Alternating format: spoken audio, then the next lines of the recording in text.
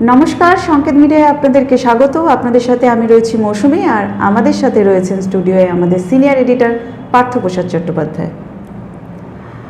ছোটবেলায় একটা এক্সাইটমেন্ট ছিল, পুজো আসছে পুজো আসছে পুজো আসছে। সম্প্রতিকালে একটা এক্সাইটমেন্ট শুরু হয়েছিল 21শে জুলাই আসছে। ঠিক 21শে জুলাই ভিড় কোন দিকে, 21শে জুলাই কার সাথে মানুষ, কর্মীরা কোথায়, নানা বক্তব্য। অবশেষে 21শে জুলাই পালন হয়েছে চারটে জায়গায়।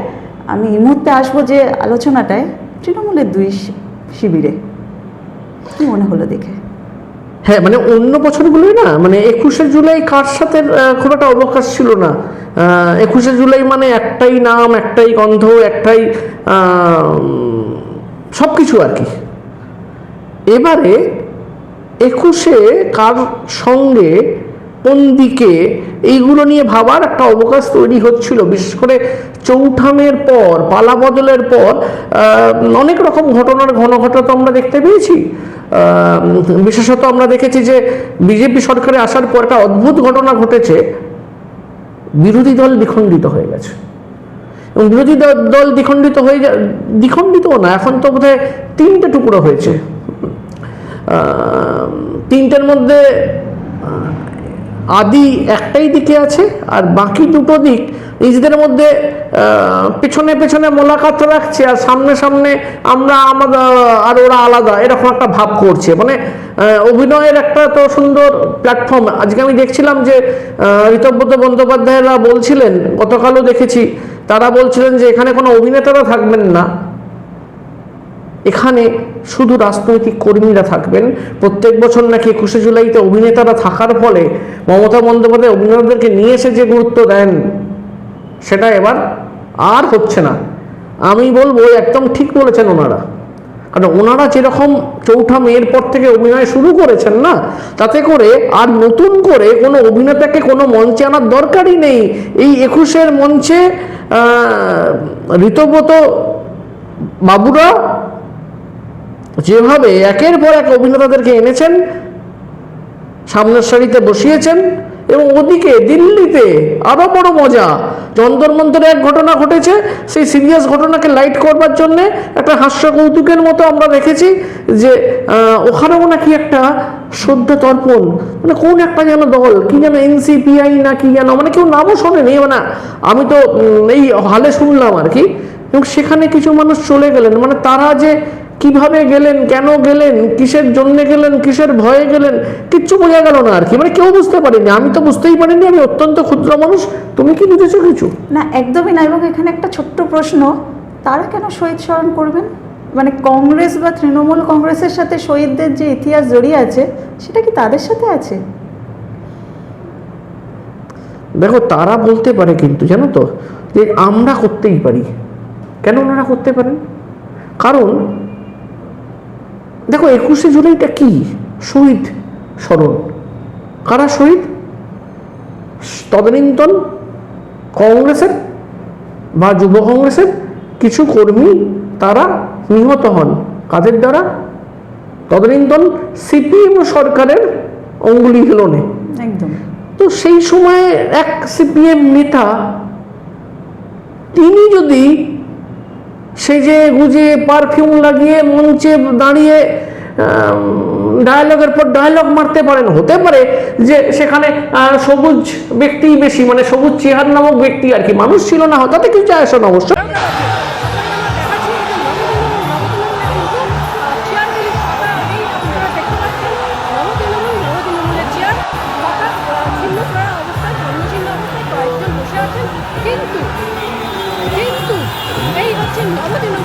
নবতৃণমূলের আপনাদের দেখাচ্ছি একেবারে 12টা বাজে, কিন্তু চেয়ার ফাঁকা, কোনো চেয়ারেই কিন্তু আমরা আপনাদের দেখাচ্ছি একজন দুজন করে বসে আছে। নবতৃণমূলের চেয়ার ফাঁকা, পুরো একেবারে চতুর্দিকে আপনাদের দেখাচ্ছি এই অবস্থা। এই মুহূর্তে এখন প্রায় ঘুরিতে 12টা বাজে, 12টার কিন্তু এই মুহূর্তে চিত্র, সেই চিত্র আপনাদের দেখাচ্ছি, একেবারে চেয়ার ফাঁকা একদম।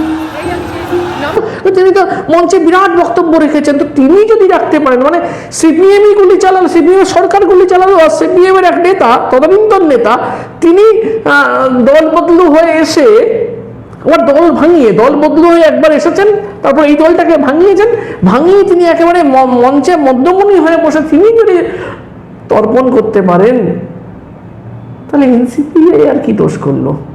সেটাও ঠিক। রাজনীতিতে বোধহয় সবই সম্ভব, এই কথাটা শুনতাম, আর বাস্তবে দেখতেও পাচ্ছি যে রাজনীতিতে সবই সম্ভব। মানে ঋতব্রত বাবুকে নিয়ে তো এই বিষয়ে কিছু বলারই নেই। এবং আমার মনে পড়ছে অতি সম্প্রতি একটি সাংবাদিক সম্মেলনে উনি বলেছিলেন, যখন কালীঘাট তৃণমূলকে অনুমতি দেওয়া হয় যে তারা 2500-এর বেশি লোক আনতে পারবেন না, তিনি বলেছিলেন তাদের তো লোক হবে না, তাদের সাপে বর হলো। সাপে বর কথাটা আজ ঠিক কাদের কিভাবে প্রযোজ্য হচ্ছে বুঝতে পারছি না। না, উনি সাপের ছোবল খেলেন বোধহয় আজকে। সাপে বর হয়েছে কিনা বলতে পারবো না, কিন্তু আজকে ঋতব্রত বাবুরা সাপের ছোবল খেলেন একেবারে। মানে আমার পেছনে যে ব্যাকগ্রাউন্ড, এখানে অভিষেক বন্দ্যোপাধ্যায় প্রণাম, নতমস্তকে প্রণাম করছেন যাদেরকে, আমি শুধু মাথা দেখতে পাচ্ছি, আর অন্য পাশে সবুজ সবুজ মানুষের শাড়ি, মাঝে মাঝে কয়েকটা সাদা সাদা জামা, কিন্তু তার মাঝখানে একটি সবুজ জামার পাশে সবুজ চেয়ার, একেবারে সবুজে সবুজে মিলেমিশে একাকার, শুধু মানুষটাই নেই।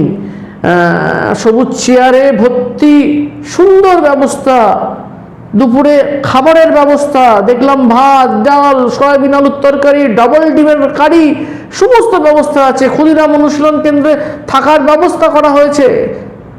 অথচ যাদের জন্য ব্যবস্থা তারাই তো অমুখ হননি।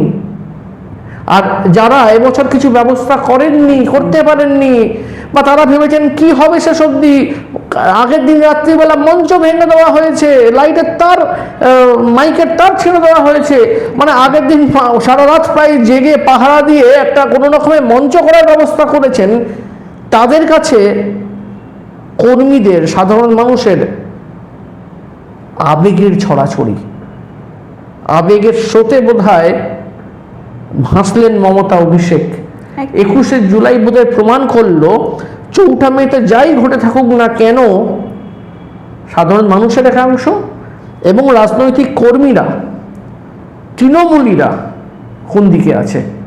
এই যে একটা লড়াই চলছিল না, কারা আসল, কারা নকল, কারা আদি, কারা নতুন, কাদের কাছে বেশি, কাদের কাছে কম, বোধহয় এই আমার পেছনের ব্যাকগ্রাউন্ডটা বোধহয় খুব সুন্দর করে দেখাচ্ছে কারা আদপে আছে। আমি জানি না নির্বাচন কমিশন কি করবে, মহামান্য আদালত কি রায় দেবে, সেগুলো আমি বলতে পারবো না।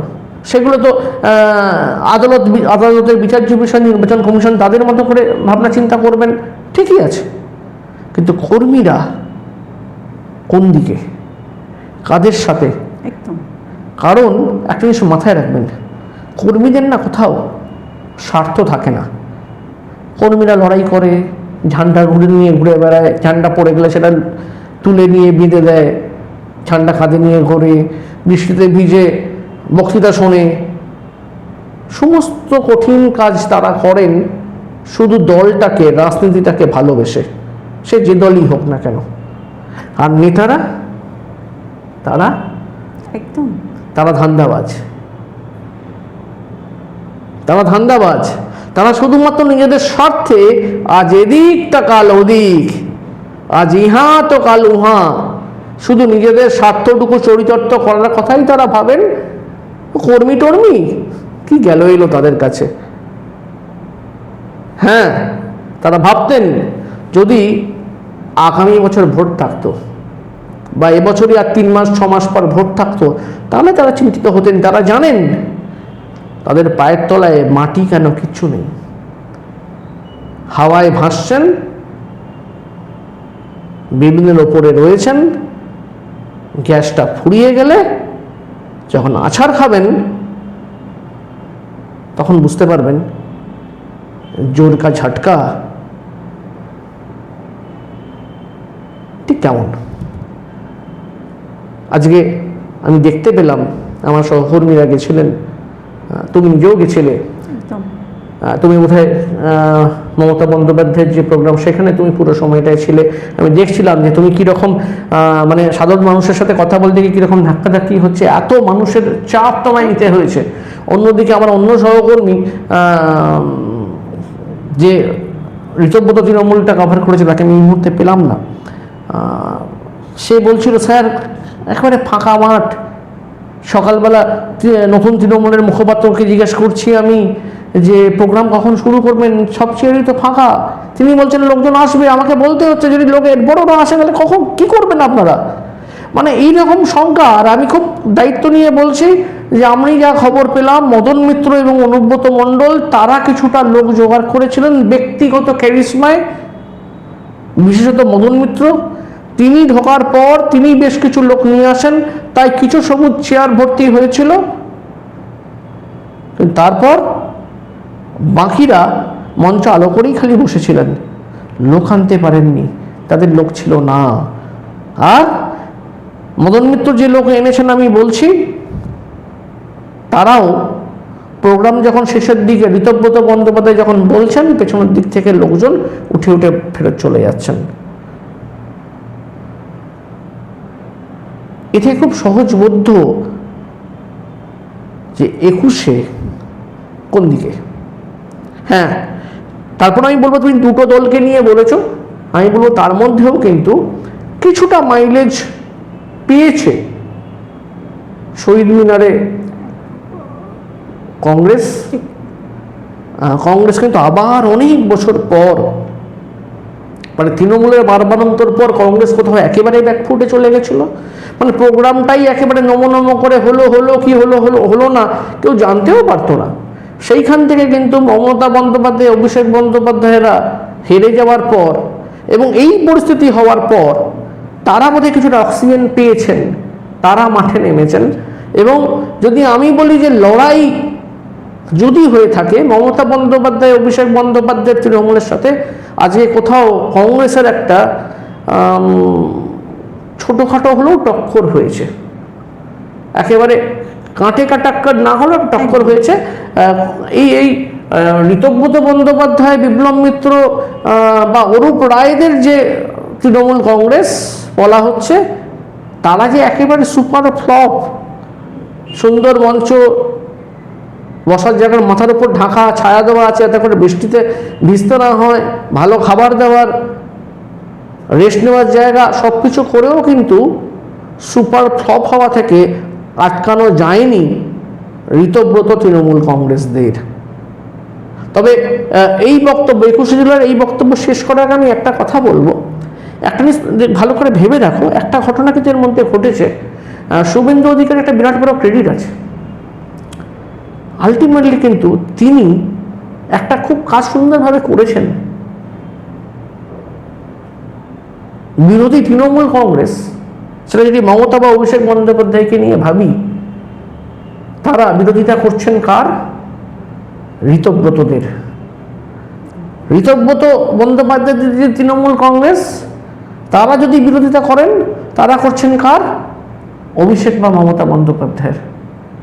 কোথাও কিন্তু বিরোধীদের যে মূল বিরোধিতা শাসকের বিরুদ্ধে, শাসকের ভুল ধরিয়ে দেওয়ার যে দায়িত্ব বিরোধীদের, সেখান থেকে কোথাও বিরোধীরা বোধহয় একটু সরে গেছে। তাদের যে লক্ষ্য, সেই লক্ষ্যটা বোধহয় কোথাও একটু সরে গেছে, এবং সেইটা সরাতে বোধহয় শুভেন্দু অধিকারীর বিজেপি তারা কিছুটা সক্ষম। এই ক্রেডিটটা দেবো। কোথাও এই বিরোধীদের মধ্যে যে আপোষে লড়াই, তার ইন্ধনটা কোথাও কি শুভেন্দু অধিকারীর নেই তো? এটা একটা বড় প্রশ্ন। আর 21শে জুলাই বলে দেবে বা বলে দিল আজকে যে আগামী সময় 21শে জুলাই কার দিক হয়ে শাসকের বিরোধিতা সঠিক আকারে করতে পারবে, তাই তো? একদমই। এবং আজকের 21শে জুলাই থেকে যেমন অনেক কিছু পরিষ্কার হয়ে গেল, এবং 21শে জুলাই নিয়ে যে লড়াই চলছিল, সেই লড়াইয়ের আজ শেষ হলো বোধহয় এই মঞ্চ থেকেই, বা আজকের দিন থেকে অন্য একটা লড়াই শুরু হলো। এবং ঠিক যেভাবে অনেকগুলো প্রশ্ন, যে প্রশ্ন আপনিও তুললেন, থেকে গেল অদৃশ্য বা দৃশ্যমান অবস্থায়, ঠিক তার উত্তরটা কোন দিকে গেলে পাওয়া যাবে বা কোন দিকে যাবে, সেটা আগামী দিন আমাদেরকে বলে দেবে। এই মুহূর্তে সেই সবের দিকেই আমাদের চোখ থাকবে। আপনারাও নিশ্চয়ই সবটাই দেখছেন, এবং আপনারাও আপনাদের মূল্যবান মতামত আমাদের অবশ্যই জানান। আমরা নিশ্চয়ই সেটা নিয়ে আলোচনা করব। আজ এখানেই বিদায় নিচ্ছি। শুভরাত্রি।